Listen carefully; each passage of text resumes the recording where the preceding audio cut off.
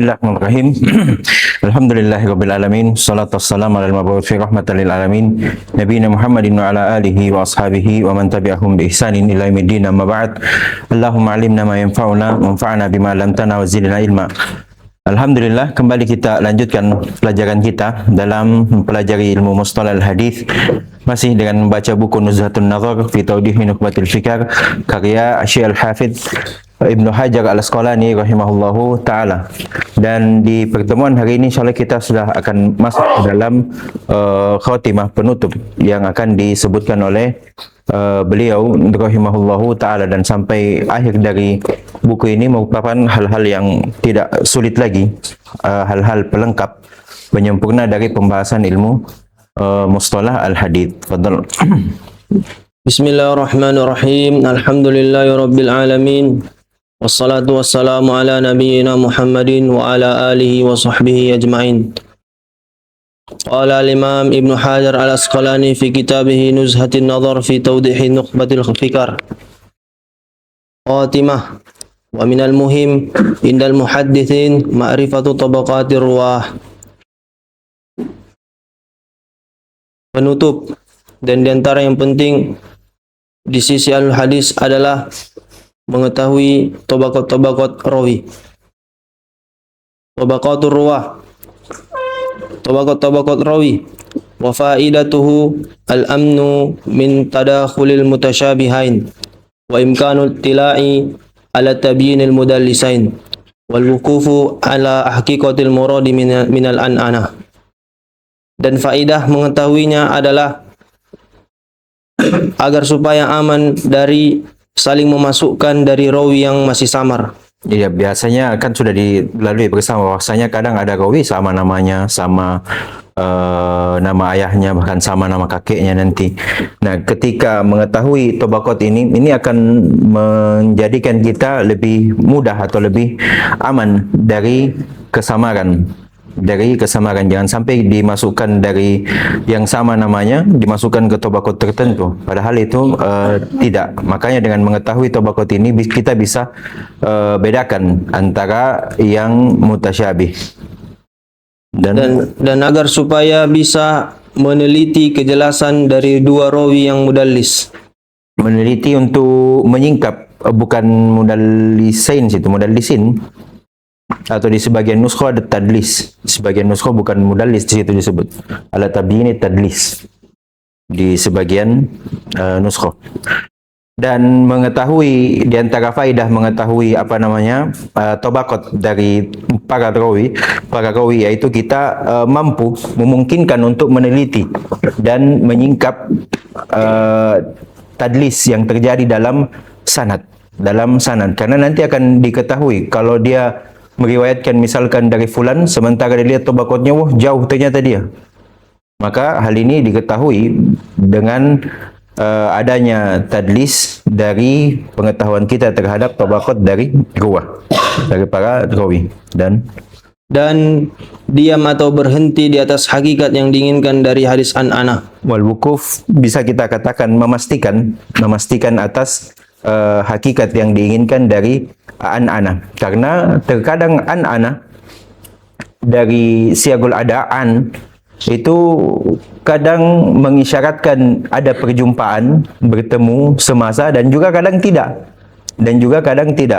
Dan diketahui juga dari sigoh an itu mungkin terjadi ketersambungan dalam sanad, dan juga mungkin terjadi keterputusan dalam sanad. Maka bisa diketahui hakikatnya an ini dengan mengetahui dari tabaqat para rawi. Kalau dia semasa dan dipastikan bertemu, maka annya pasti diterima. Kalau tidak, maka tidak diterima. Jadi sigo an untuk mengetahui hakikatnya, apakah dia diterima atau ditolak, itu dengan mengetahui tabaqat arwah. Terus Wa tabaqatu fi istilahihim ibaratun an jama'atin ishtaraku fi sinni wa liqa'il masyayikh. Dan tabaqat itu di dalam istilahnya mereka adalah sebuah ibarat dari sekelompok orang yang mereka berserikat dalam hal umur dan berjumpa kepada para masyayikh. Ya, ini dinamakan tobakot. Ini dinamakan tobakot. Apabila sekelompok orang mereka berserikat dalam usia, ada yang menggolongkan usia dan ada yang menggolongkan sesuai dengan pertemuan dari masyayikhnya. Akan lebih jelas lagi nanti sebagaimana akan disebutkan oleh penulis. Terus وقد يكون الشخص الواحد من طبقتين باعتبارين كأنس بن مالك فإنه من حيث ثبوت صحبته للنبي صلى الله عليه وسلم يعد في طبقة العشرة مثلا ومن حيث صغار السن يعد في طبقة بعده فمن نظر إلى الصحابة باعتبار الصحبة جعل الجميع طبقة واحدة كما صنع ابن حبان وغيره ومن نظر إليهم باعتبار قدر زائد كالسبق إلى الإسلام أو شهود المشاهد الفاضلة جعلهم طبقات وإلى ذلك جنح صاحب الطبقات أبو عبد الله محمد ابن سعد البغدادي وكتابه أجمع ما جمع في ذلك. Dan terkadang satu orang itu bisa mempunyai dua tobakot jika ditinjau dari dua sisi. berarti di sini kita ketahui bahwasanya satu orang itu tidak harus atau tidak mutlak dia hanya berada pada satu tobakot saja. Bisa saja satu orang tapi dia berada di dua tobakot seperti Anas ibn Malik. Kalau dia ditinjau dari tetapnya persahabatannya kepada Nabi Shallallahu Alaihi Wasallam, maka dia dianggap di dalam tobakot yang 10. Misalnya. Permisalan saja itu, dia di tobakot ke-10 misalnya. Terus. Dan kalau ditinjau dari sisi mudahnya umur, maka dia dianggap di tobakot yang setelah mereka. Maka siapa yang melihat kepada sahabat dengan melihat persahabatannya, maka dia akan menjadikan seluruhnya itu menjadi satu tobakot. Kalau ditinjau dari sisi sahabat, ada yang menjadikan semua sahabat satu tobakot. Semua sahabat satu tobakot.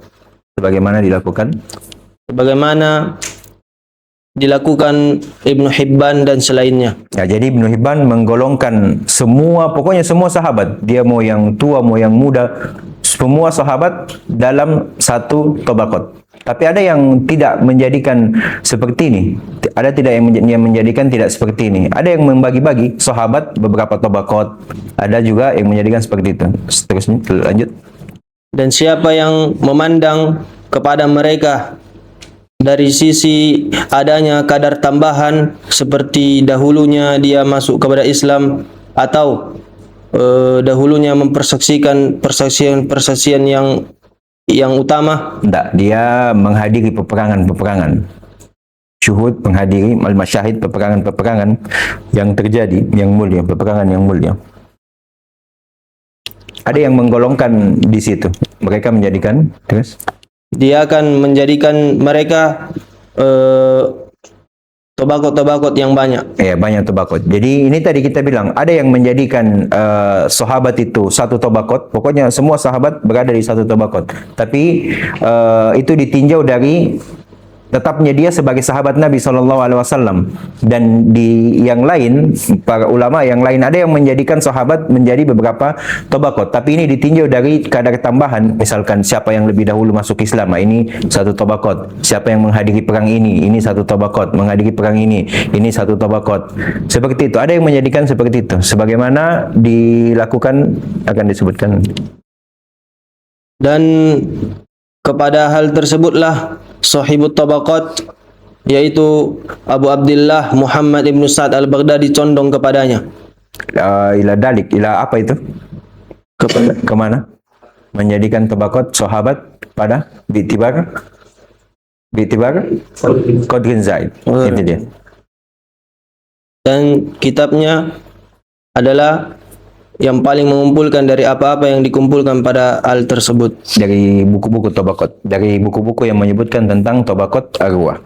Jadi Abu Abdillah Muhammad bin Sa'ad al-Baghdadi menjadikan tingkatan atau tabaqat para sahabat itu sesuai dengan atau dengan tinjauan qadrin zaid, adanya kadar tambahan. Siapa yang duluan masuk Islam, siapa yang menghadiri perang ini, siapa yang menghadiri perang ini. Beliau membagi dari sahabat sesuai dengan hal tersebut. وكذلك من جاء بعد الصحابة وهم التابعون من نظر إليهم باعتبار الأخ عن بعض الصحابة فقد جعل الجميع طبقة واحدة كما صنع ابن حبان أيضا ومن نظر إليهم باعتبار اللقاء قسمهم كما فعل محمد ابن سعد ولكل منهما وجه. Dan seperti itu pula siapa yang datang setelah para sahabat dan mereka adalah para tabi'in. Seperti itu pula pembagian tabaqat ya. Wakadzalika, yaitu pembagian tabaqat bagi orang yang datang setelah sahabat. Siapa yang memandang kepada mereka dengan melihat dari sisi pengambilan dari sebagian para sahabat, maka dia akan menjadikan seluruhnya itu menjadi satu tabaqat, sebagaimana dilakukan Ibnu Hibban juga. Dan siapa yang memandang kepada mereka dilihat dari sisi perjumpaan, maka dia akan membagi mereka. Nah, ini sudah kita lewat bersama kita ya, dalam tabi'in terbagi menjadi 3. Ada yang kibar, ada yang mutawasib, dan ada yang sigar. Sebagaimana yang dilakukan Muhammad ibn Sa'ad, dan dari keduanya itu memiliki sisi. Ya, bisa digunakan untuk berhujjah. Terus At-tarikh wa minal muhim aidan ma'rifatu mawalidihim wa wafayatihim lianna bi ma'rifatiha yahsulul amnu min da'wal mudda'i li liqa'i ba'dihim wa huwa fi nafsil amri laisa kadzalik. Dan di antara hal yang penting juga adalah mengetahui tanggal kelahirannya mereka dan tanggal wafatnya mereka. Dikarenakan mengetahui hal tersebut akan menghasilkan rasa aman dari pengklaiman orang yang mengklaim terhadap perjumpaannya kepada sebagian mereka. Dan dia adalah perkara itu sendiri, bukankah begitu? Bukan, laisa kadzalik. Enggak begitu. Laisa kadzalik. Dia bertanya, enggak begitu.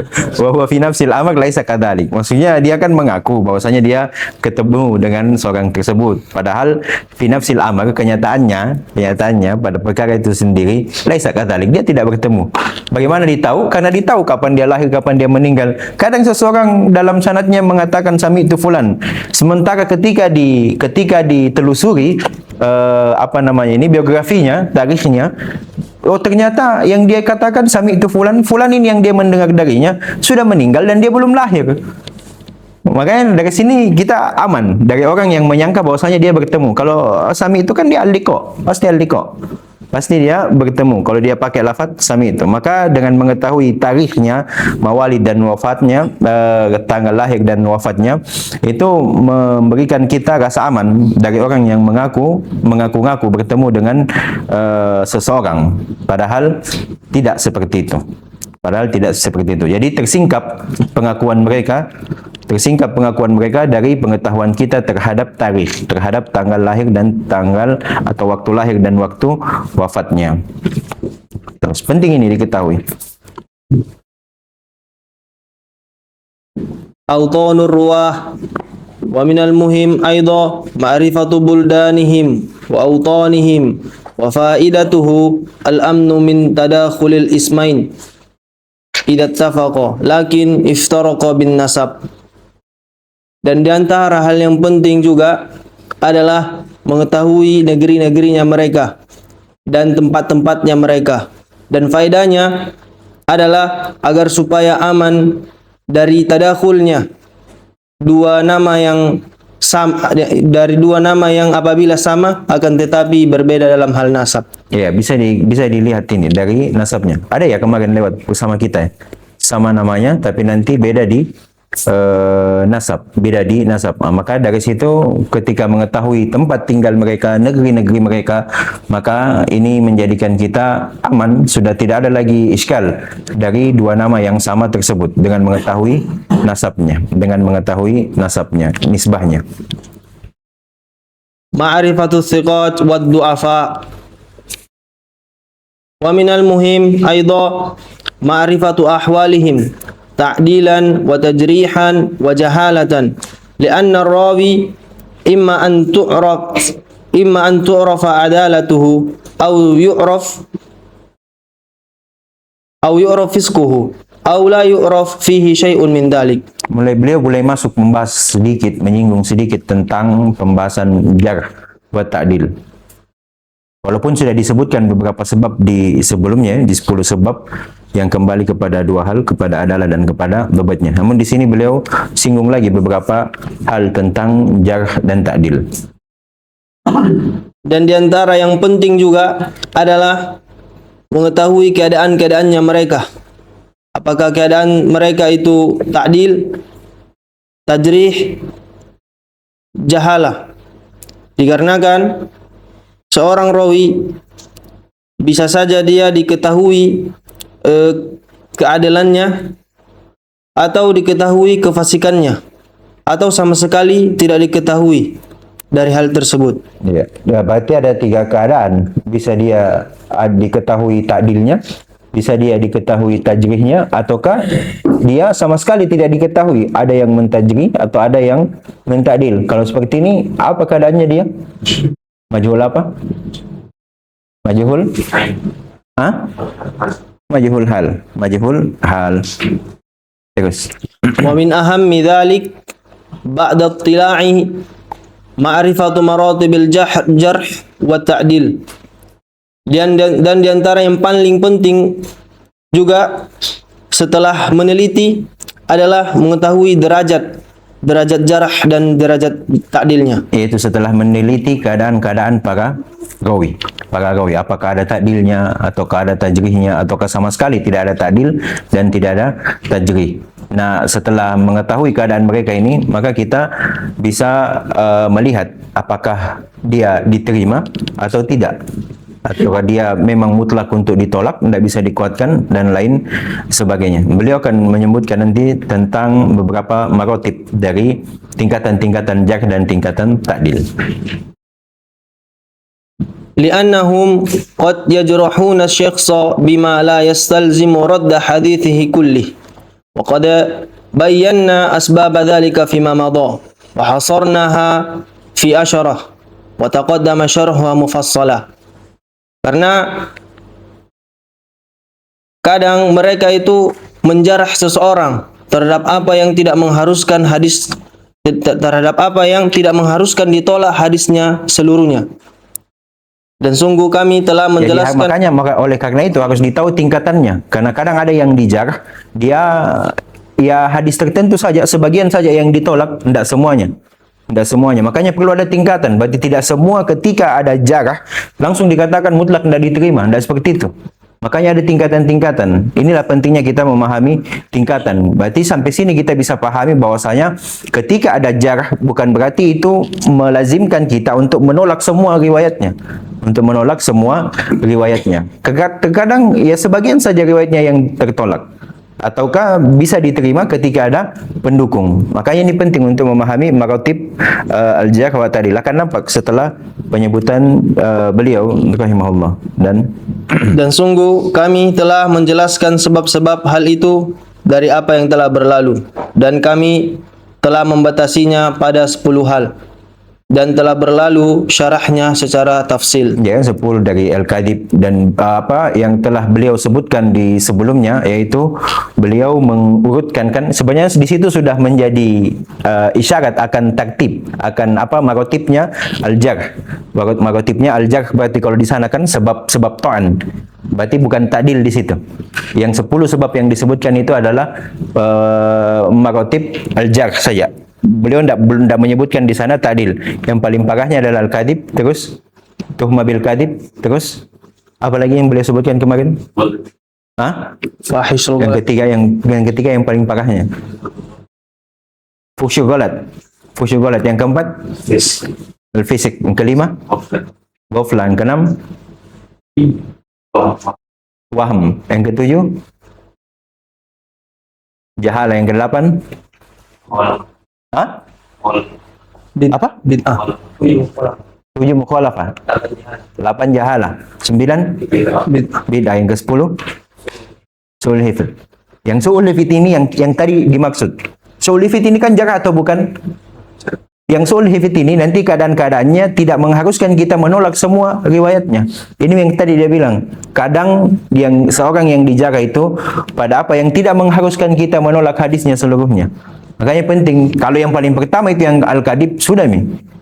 Tidak ada, ini harus kita tolak memang semua. Kita tolak memang semua dari hadisnya karena dia adalah pendusta. Terus Wal gharadu huna dzikrul alfadhid dallati fi istilahihim ala tilkal maratib. Dan tujuannya di sini adalah menyebutkan lafaz-lafaz yang menunjukkan di dalam istilah mereka atas derajat-derajat itu. terus Walil jarhi maratib aswa'uha alwasfu bima dalla ala almubalaghati fi wa asrahu dhalik at-ta'biru bi af'al ka'akdabin nas wa kada qawluhum ilaihi al-muntaha fil waqt aw huwa ruknul kadhib wa nahwu dhalik thumma dajjal aw wadda' aw kadzdzab li'annaha wa in kana fiha naw'u mubalaghatin lakinnaha duna allati qablaha. Dan adapun untuk jarah itu mempunyai beberapa derajat. Yang paling buruknya, yang paling beratnya adalah pensifatan, dengan pensifatan yang menunjukkan berlebih-lebihan di dalamnya. Dan yang paling sorehnya adalah dengan ungkapan dengan perbuatan seperti akdabun nas dan begitu. Anda tabir bi af'al, tabir dengan wazan af'al. Tabir dengan wazan af'al. Ini berarti ada dua ya, ada dua tingkatan yang paling buruknya dalam jarah. Tingkatan yang paling buruknya dalam jarah. Yang pertama adalah yang disifati dengan menunjukkan berlebih-lebihan atasnya. Kemudian yang kedua yang secara jelas, secara nampak nyata dia ditakbir dengan wazan af'al. Seperti contoh Akdabun nas, manusia yang paling berdusta. Ini berarti di atas takbir wazan af'al, akdab. Dan begitu pula ucapannya mereka ilaihil muntaha fil waqt, kepada ini apa namanya yang menunjukkan atas mubalaghah. Atas mubalaghah. Atau huwa ruknul kadhib. Lebih parah lagi nih, rukun. Tahu rukun tuh? Tidak ada sesuatu kalau tidak ada dia. Tidak jadi. Jadi mungkin, ya ini juga bentuk mubalaghah. Di setiap ada kedustaan pasti ada dia. Maksudnya ini mubalaghah, tidak mesti harus ada dia. Ini saking terkenalnya, masyhurnya media sebagai pendusta, maka dikatakan rukun al-kadhib. Baik. Rukun yang iya ya, begitu ya dipahami rukun, tidak jadi sesuatu kalau tidak ada dia. Berarti setiap ada kedustaan pasti ada dia. Hanya ini kan menunjukkan mubalaghah. Hanya ini menunjukkan mubalaghah. Nah, ini yang paling buruknya terhadap jarah. Ini nanti yang bentuk yang apa namanya, di antaranya disebutkan bahwasanya hadisnya mereka ini tidak bisa didukung dan tidak bisa mendukung. Tidak bisa didukung dan tidak bisa mendukung. Tidak bisa jadi syawahid. Tidak bisa jadi mutaba'ah. Kemudian itu tingkat yang paling buruknya. Kemudian dan yang semisal dari hal tersebut. Kemudian dajjal ini atau tingkatan yang tengahnya berarti. Fa'al ya. Mubalaghah kan? Atau wadda' atau kadzdzab. Dikarenakan derajat ini walaupun padanya terdapat jenis mubalaghah, akan tetapi derajat ini masih di bawah yang sebelumnya. Berarti yang sebelumnya masih lebih parah karena sampai rukun al-kadhib. Kalau ini kadzab, sering berdusta. Terus Wa as'aluha ay al-alfadhu dalatu alal jarh qawluhum fulanun layyinun aw sayyi'ul hifz aw fihi adna maqal. Dan yang paling ringannya yaitu lafaz-lafaz yang menunjukkan akan jarah adalah ucapannya mereka fulanun layyinun atau sayyi'ul hifz atau fihi adna maqal. itu tingkatan yang paling rendahnya adalah lafaz-lafaz yang menunjukkan atas jarah ucapan mereka fulanun layyin. Ini juga jarah. Ucapan fulanun layyin ini juga jarah. Syai'ul hifz yang tadi kita singgung ini juga merupakan jarah. Tapi dia tingkatannya yang paling ringan. Di tingkatan inilah yang biasanya dikatakan dia bisa mendukung dan bisa didukung. Jadi nanti derajatnya memang lemah. Pada asalnya derajatnya lemah. Tapi dia bisa nanti jadi hasan li ghairihi jika didapati pendukung padanya. Atau fihi adna maqal.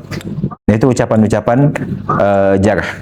Terus Wa baina aswa'il jarhi wa as'alihi maratibu la takhfa. Qauluhum matrukun aw sakitun aw fahishul ghalat aw munkarul hadith ashaddu min qaulihim dha'ifun aw laysa bil qawi aw fihi maqal. Dan di antara yang paling buruknya jarah dan yang paling ringannya terdapat derajat yang tidak samar. Di sana maksudnya di sini Ibnu Hajar rahimahullah hanya menyebutkan tingkat maratibul jarh secara ijmal saja, secara mujmal. Beliau tidak menyebutkan secara rinci tingkatan-tingkatannya. Nanti akan kita dapat insyaallah di dalam Dawabit al-Jarh wa Ta'dil, tingkatan-tingkatan tersebut setelah buku ini. Biidznillah taala. Namun beliau di sini hanya menyebutkan secara mujmal bahwasanya di antara tingkatan yang paling buruk dan paling rendahnya itu ada banyak tingkatan. Bahkan di sana ada disebutkan 6 tingkatan. Yang paling tinggi berarti yang paling sampai yang paling terendah berarti di antaranya ada 4. Di antaranya ada 4 tingkatan. Qauluhum, Ucapan mereka matruk atau sakit atau fahishul ghalat atau munkarul hadith itu lebih parah daripada ucapan mereka dhaifun atau laisa bil qawi atau fihi maqal. Inilah ungkapan-ungkapan maratib jarh yang ada di antara aswa dengan yang ashal tadi.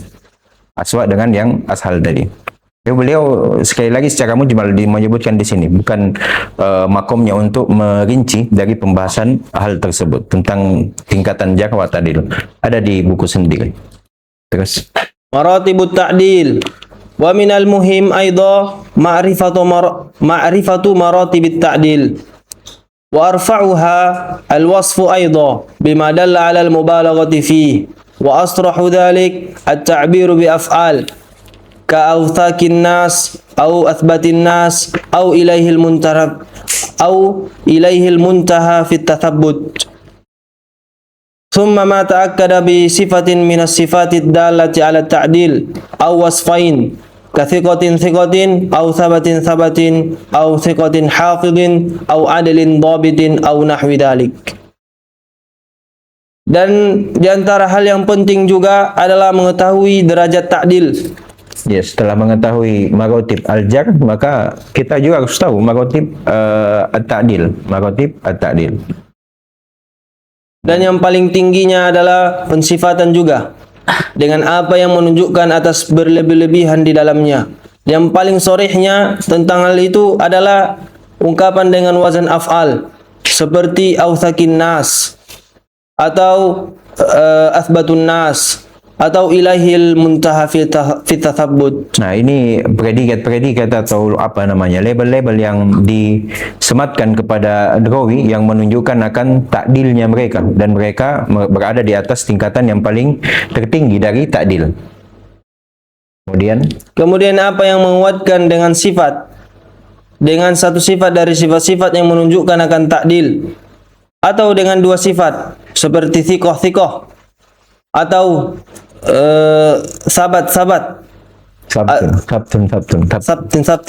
atau thiqatin hafid atau adlin dhabit atau yang semisal dari hal itu. Nah, ini tingkatan berikutnya dari lafaz ta'dil, apa yang disifati dengan sesuatu yang menguatkan atau bahkan diulangi lafaznya, seperti thiqah, tabat, thiqatun hafid, adlun dhabit. Nah, ini tidak dilakukan lagi tentang adalah dan dobatnya. Berarti sudah terpenuhi dua syarat dari hadits dikatakan sahih. Dan Wa adnaha ma ash'ara bil qurbi min ashali tajrih ka syaikhin wa yurwa hadithuhu wa yu'tabar bih wa nahwi dhalik wa baina dhalika maratibu la takhfa. Dan yang paling rendahnya adalah apa yang penggunaannya itu dekat dari penggunaan jarah yang paling ringan, seperti syekh, dan yurwa hadithuhu dan yu'tabar bih atau yang semisal dari hal itu. jadi tetap dipakai semua hadisnya mereka ini, karena dia ada di dalam tingkatan ta'dil walaupun dia berada di tingkatan yang paling rendahnya. Kata beliau, apa yang mengisyaratkan akan dekatnya dari tajrih yang paling rendah, seperti lafaz syekh. Kalau ada Imam Al-Jarh wa Ta'dil mengomentari seorang rawi mengatakan bahwasanya ini syekh atau syekhun saleh, itu nanti akan diketahui apakah dia ini ta'dil atau tajrih. Di sini disebutkan bahwasanya dia adalah merupakan sebagai bentuk ta'dil walaupun dia berada di tingkatan yang paling terendah. Demikian pula ucapan Imam Jarh wa Ta'dil, yurwa hadithuhu au yu'tabar bihi dan semisal dari hal tersebut. Semua ini akan nampak jelas di buku berikutnya insyaallah. Dan di antara ta'dil yang paling tinggi dan yang paling rendahnya terdapat derajat yang tidak samar. Ya, sama seperti di maratib al-jarh,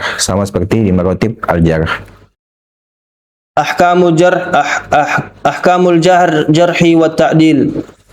Wa hadhihi ahkamun tata'allaqu bidzalik. Dzukirat hahuna litakammulatil faidah. Fa'aqulu tuqbalu tazkiyatu min arifin bi asbabiha la min ghairi arif li'alla yuzakkiya bi mujarradi ma dhahara lahu ibtida'an min ghairi mumarasatin wa ikhtibarin walau kanat at-tazkiyatu sadiratan min muzakkin wahid alal asah khilafan liman syarata annaha la tuqbal illa min ithnain ilhaqan laha bisyahadah fil asahi aidan. Habis itu ya dulu, nanti besok kita ulang lagi situ ya. Lumayan cukup butuh dijelaskan. Insyaallah kita lanjut besok lagi. Wa hadhihi ahkamun tata'allaq bidzalik, yaitu hukum-hukum yang berkaitan dengan jarh wa ta'dil juga.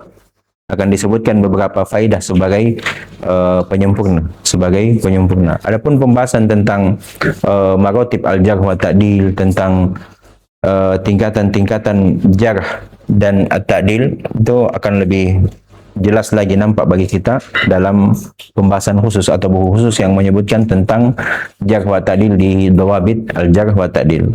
Semoga Allah mudahkan untuk kita mempelajarinya. Insyaallah mungkin pekan depan, kita target pekan depan terakhir dari buku ini, sehingga 2 pekan berikutnya kita masuk dalam pembahasan Dawabit. Berapa? Sisa sedikit lagi ya. Kurang lebih 10 halaman. Nah, pembahasan mudah. Ya, paling lama pekan depan insyaallah kita selesai dan kita masuk ke dalam pembahasan Dawabit Jarh wa Ta'dil biidznillah taala. Subhanakallahumma wa bihamdik, asyhadu an la ilaha illa anta astaghfiruka wa atubu ilaik. Alhamdulillahirabbil alamin.